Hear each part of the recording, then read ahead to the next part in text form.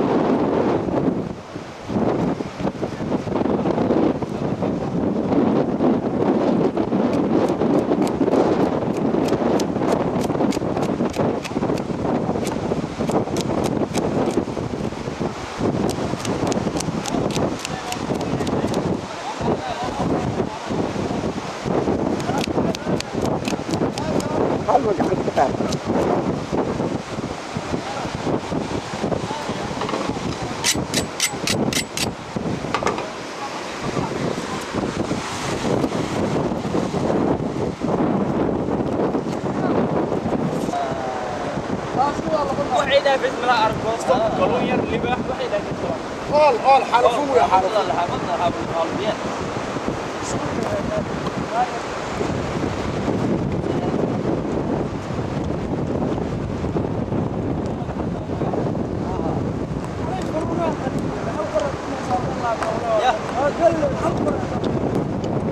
خلاص سووا موسيقى فورنا نكسرنا مع الواحد لا يدوم الثانية سو دوي واحد سو دوي الواحد دوم بس الله مش كويس